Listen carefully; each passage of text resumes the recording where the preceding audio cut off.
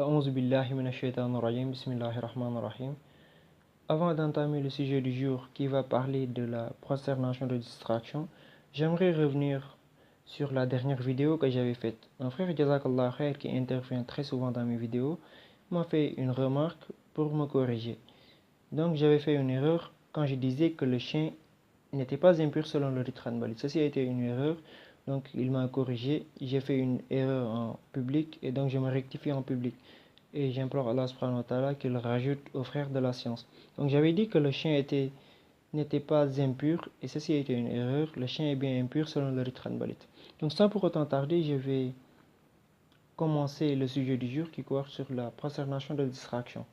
Donc dans le rite hanbalite, ceci est très simple.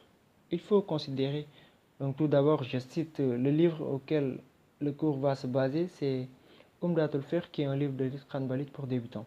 Donc ici il est dit qu'il serait acceptable de faire toutes les prosternations de l'oubli avant le taslim. Et ça, c'est la position officielle de l'école. Cependant, il existe des cas où il est préférable que la prosternation soit faite après le taslim. Et je vais citer ces cas-là. Donc, on dit premièrement, celui qui fait le taslim avant d'avoir complété sa prière. Par exemple, l'imam il prie, la personne elle prie, par exemple, arrivé au troisième raka dans une prière qui devrait être 4 comme celle de Zohr, il fait le taslim à la troisième rakat. Dans ce cas, qu'est-ce qu'il fait?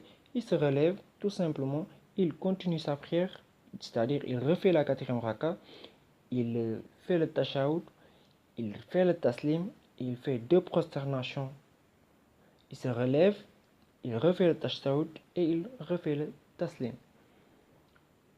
Dans le deuxième cas, où il est préférable aussi de faire la prosternation après le taslim, si l'imam se base sur ce qui lui semble le plus probable.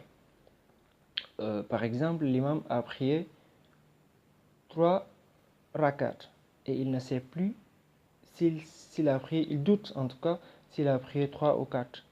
Mais dans son fort intérieur, il sait qu'il a prié 3 et il se base sur ça. Dans ce cas, qu'est-ce qu'il fait? Il continue tout simplement sa prière, il effectue la quatrième rakat, il fait le taslim, il refait 2 prosternations, il refait le taslim. Donc il faut toujours faire le tashahhud si la prosternation est faite après le taslim. Dans le troisième cas, celui qui oublie de se prosterner avant le taslim, c'est-à-dire la personne devait faire la prosternation de distraction cette fois-ci avant le taslim et il l'a oublié. Donc dans ce cas, il n'y a rien d'alarmant. Arrivé au niveau après avoir fait le taslim, il oublie qu'il devait faire 2 prosternations avant le taslim. Dans ce cas, c'est simple, après avoir fait le taslim, il refait 2 prosternations, il refait le tashahhud encore une fois et il refait le taslim.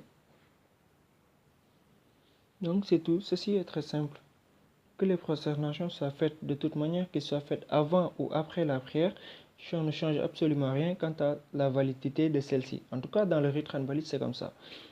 Donc, qu'on le fasse avant le taslim, c'est bien, mais il est préférable quand même sur ces 3 cas-là de les faire après le taslim. Wallahu a'lam wa sallallahu wa sallam ala nabiyyina Muhammad wa ala alihi wa sahbihi ajma'in.